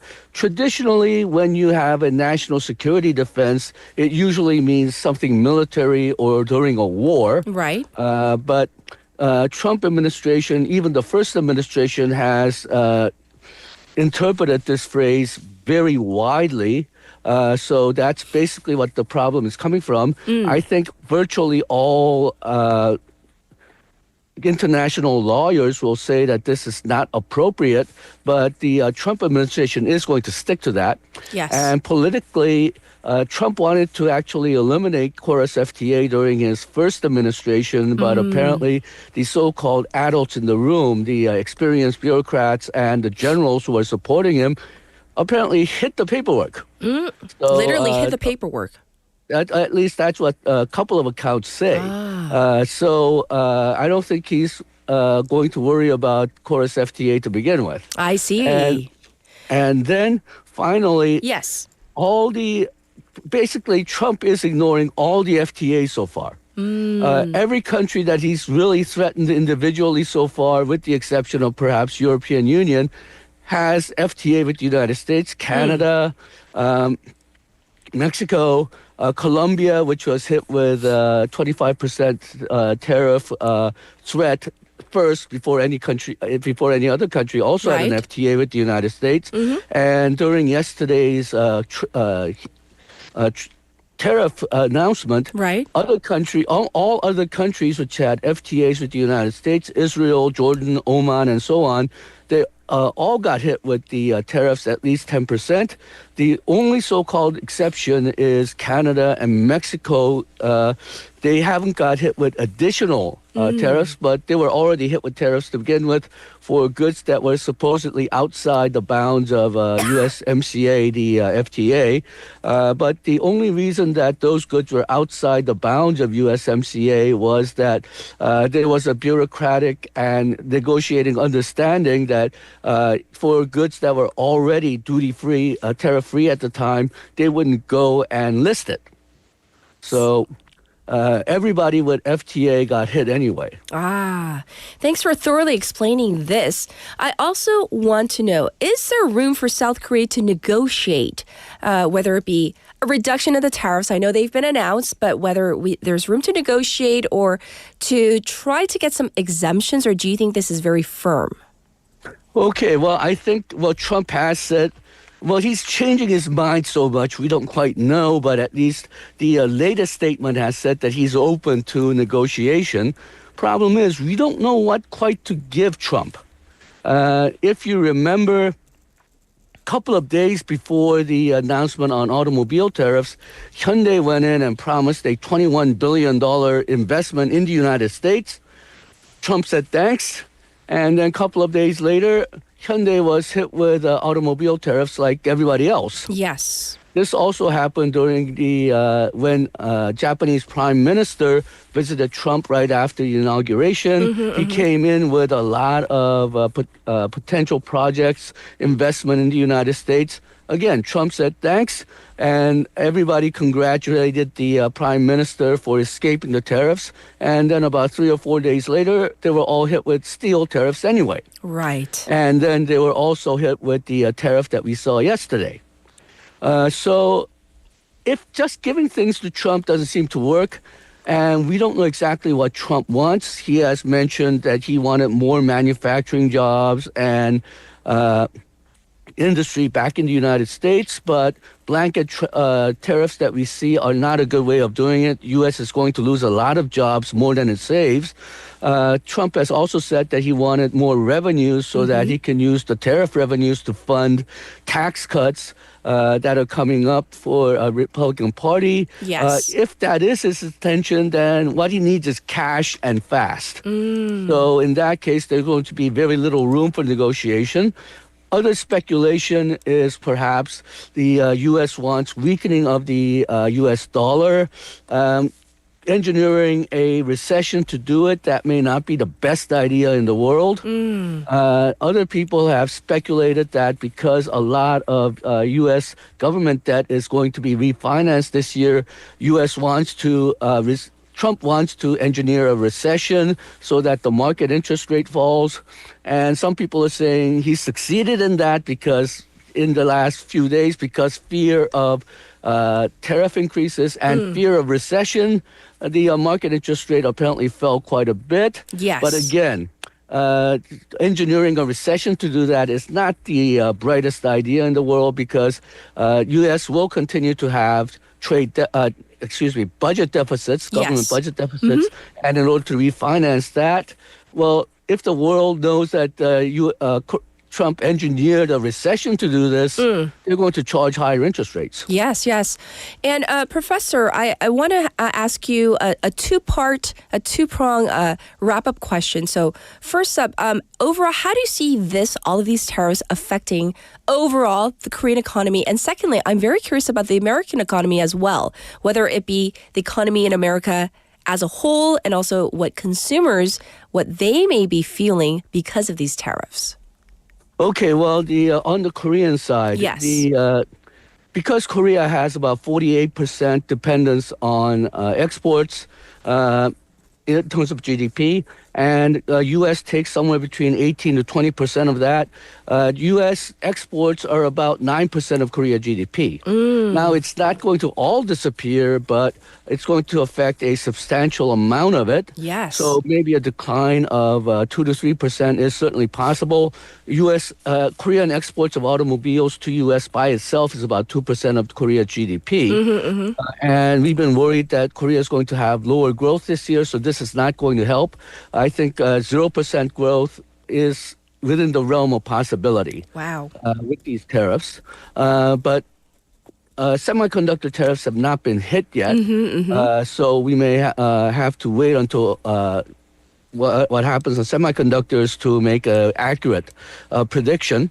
On the U.S. side, if you look at the current statistics that are coming out, those numbers are getting weaker, but they're not weak enough to say, call it a massive slowdown or a recession. Yes. But that's because most of the numbers that are coming out right now are from February or early March.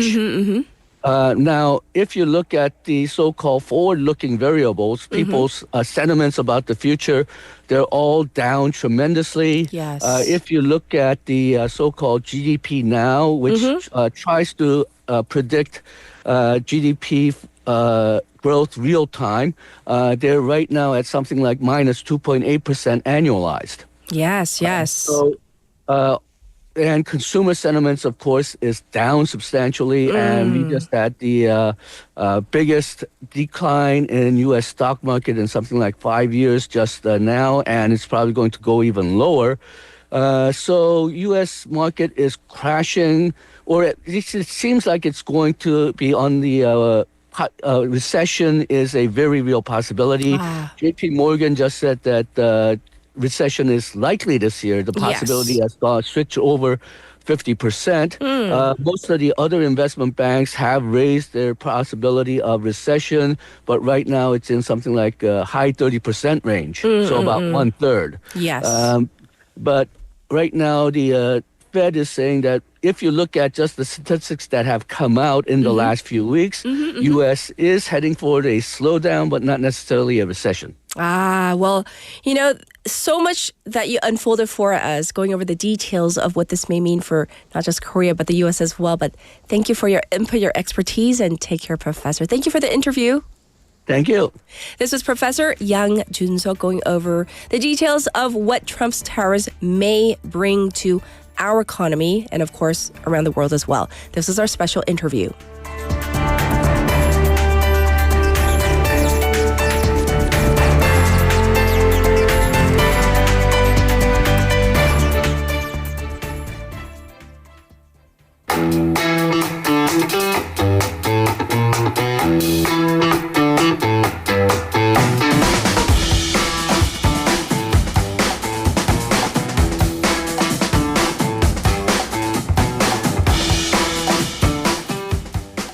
It is time.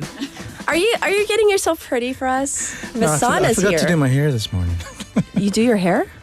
I put things in it. Oh, you do? I usually do. You put product in your hair? Yes. No, I'm not making fun of you. It's because it's kind of short and you're a guy, so I don't know, like, what do you put in your hair? Just something that makes it stick down. So Oh, like a wax or like a some sort of hair product waxy right? substance. Ah, okay. Stuff Anyway. we're learning about Vasana. What's the text topic this morning? Today we're talking about things people have mistakenly thought about you. For example, people think they might judge you by your appearance. They think you're this way, but you're the other. Like they think you're an extrovert, but you're really an introvert. Things like that. Lots of things. We could spend the whole time talking Oh, really? about me, Okay, yes. so give us a couple. Hit us with at least one. First one, my nationality. Ah. They don't know where I'm from. So I think the first time that it really amused me was when I was going to Malaysia. Yes. And they thought I was Malay. Oh, really? So they were talking to me in Malay. I knew a little bit. And so I was saying yes and no and hello and goodbye in Malay. And you were playing along? Playing along a little bit until they started or tried to start a conversation. Oh, sorry, can't speak it. You go along and you go, oh, sorry, that's the extent of my Malay. Yeah. Yes. Then when during the summer, I sometimes shave my head. And so some Koreans called me Yul Brunner because that's when I was a little skinnier and a little bit more handsome. Yul Brunner. Well, it's not a bad thing. But lots of things. Lots of yes. things. Yes. We're going to jump into our segment. Faux pas. Yeah, jump into Did our you just segment. dump on my segment? No. What in the world? What in the world? Indeed. Yeah, so surprise us. Turkeys, tickets, and toilets. Is that the theme? Yes. All the T's. Speaking of dumps. Yes. So picture this, a dedicated mailman in Massachusetts. Okay.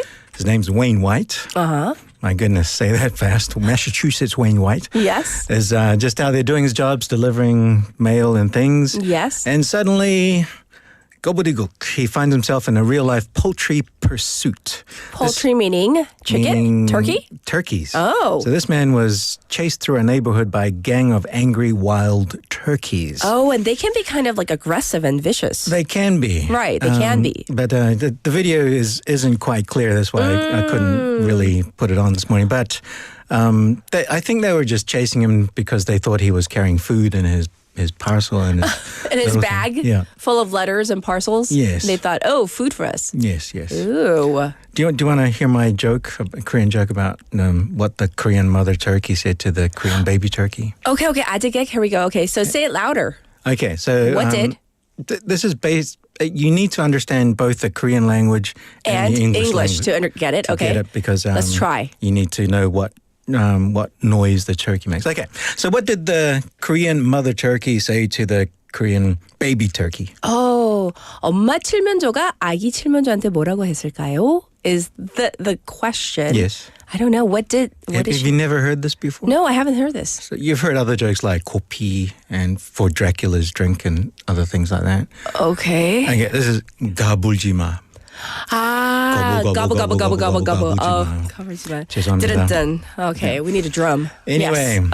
Okay, so he tried to escape by running to his truck, but every time he did, the turkeys were outside his truck and he tried moving his truck and they still kept on chasing him. Yeah. So sort of like a poultry GPS. Recalculating route to terrorize mailmen. Gobble, gobble, gobble.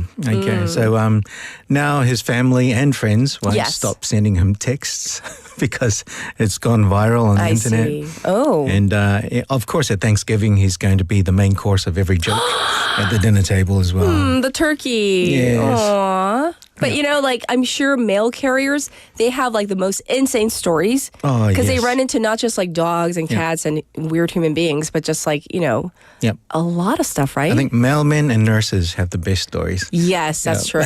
That's true. All right, well, I want to know about the lottery ticket. Usually I don't like talking about this because I get jealous every time somebody wins the lottery and we're still here. Okay. But anyway, this one, a Mildred similarly Luto from Pennsylvania. Yes. She struck it rich and then gave away her fortune. Like on purpose? By accident. Oh, no. Yes. So, What happened? So she bought a cash $5 lottery ticket at a local shop. Okay. And she won. And congrats. Not just, she won $2.5 million. 2.5 like 30억. US dollars. Yeah. So 30억 won. Okay. Except when she was looking for the ticket later on. Oh, what happened? She couldn't find it. And she realized that when last week we talked about spring cleaning. Yes. So she had spring cleaned. She had done her spring cleaning. She had done her spring cleaning. Yes. And she had gotten rid of some clothes. And it was in like in a pocket? Yeah, in the pocket of one of her jackets. And not only that, because usually the shop is local, so you can just go down and check. But the shop that she gave it to was Vietnam Veterans of America. Oh, I mean, that's such a good cause. Very good cause, yes. But they distribute nationwide and internationally. Okay. So some unsuspecting Goodwill shopper in Nebraska or France could be walking around with a $2.5 million payroll in their pocket. Oh my gosh, if you're listening, spread the word. Check your pockets if you've picked up anything. Yeah, so at this point, the only thing she can count on is bad luck and irony. But irony. Yeah, as you said, if anybody happens to find a jacket out there with a lottery ticket inside, I'm guessing you're not going to give it back. But if you I'm guessing. If you can at least buy her, I don't know, a coffee. I don't something. know. That's like such an ethical question. Though, really, listeners, if you found a $2.5 million lottery ticket in a pocket. Like you said, you went to a thrift shop, then you bought a jacket, and it's in the jacket pocket. What do you do? Like, do you turn it in? Here's a question for you. Who usually does the washing, the laundry in your place? I do. Okay. So I only do cooking and laundry. Why? So if you found money in pockets.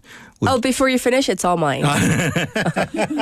당연히 제 거죠. 제가 빨래 하는데. Finders, keepers, losers, weepers. Yeah, I mean, if you are lazy, if you leave money or anything in your pockets, it's fair game. It's mine. Yeah. The family knows though. They know it's like it's an open secret. If I leave anything, like, my daughters have left like lip gloss, mine. Mine now. Yeah. Earrings. Mine. Everything mine. Nice. Yes. But time for one more? Yeah, we do. Okay. So let's talk about something that gets people flushed with frustration. So paying to use the loo, paying to use the toilet. I've got a toilet story later anyway. But anyway, Callum Ryan recently took a deep dive into London's most expensive public toilet. Okay, what happened? Okay, so most expensive, I was thinking $10, $20 to... For a visit to the... That's what I was thinking when he said most expensive. Okay. But it's £1.50. Which is how much? Probably about, in Korean won, 4,000 won. Yeah, 사천원. To use a toilet, okay. So he investigated it and found out that for the following, it was spotless, as you'd expect, full of toilet paper. And warm, it had heaters, and it had a shop inside, like a 편의점 inside the restroom with an attendant. With an attendant. Okay. Like they have like mints and like gum and stuff like that? Yeah, that would be the worst job in the world to work. Where do you work? In the toilet. So I have a feeling you really love this bathroom humor. You really like it, huh? I do have one when I went to Malaysia. Would you like to? Is it safe for public radio? Oh, it is. Okay, it is. It's PD names looking at it. Same thing in Malaysia. Yes. You have to pay to go to the bathroom, to the toilet. And so when I went there, I was really busting, but there was a very long line. And right at the front of the line was a couple arguing over the price. Sure. To go to the toilet. And so I was saying, how much? And so she told me how much. And I gave her the money, the attendant the money, went in, did my business, looked around. Malaysia is a Muslim country. So they do not have toilet paper in the bathrooms. Oh, really? So they were arguing over the price of toilet paper, not the price of using the... I see. So that's something to keep in mind if you go to Malaysia. There was just a hose and water. Yeah. So thank you for letting us know. Important. Yes. Well, I got to let you go. No. Oh, but it's okay. You'll be back next week with your hair all made up. So yes, people are saying, really, you need it? It's so short. Apparently he does. Yes. Yeah. Well, we'll check in with you next week. Have a wonderful week, and thank you, Vasana. Thank you. All right. Now it's time to say goodbye, but not before. We had that story once again of, people smoking on a mountain. That is a huge no-no because recently we've had hot, dry weather and strong winds, which can quickly turn even a small spark, for example, from a cigarette butt into a large wildfire. So with today being Cheongmyeong and with Hanjik approaching, please avoid using any type of fire, anything that you can light up during grave visits. And also don't burn agricultural waste or trash and, limit any kind of access to, limit yourself to the mountains as they're trying to, recover. Accidental wildfires may lead to up to you being in prison for up to 3 years or being hit with a 30 million Korean won fine. So keep that in mind and let's protect our environment. Be careful out there. Have a lovely weekend. I know we're expecting this verdict at 11 a.m. Definitely hoping for a real calm as the verdict is handed down. This is Do It by House Rules to take us out for the entire week. Have a lovely weekend. Bye, everybody. Come and catch ya!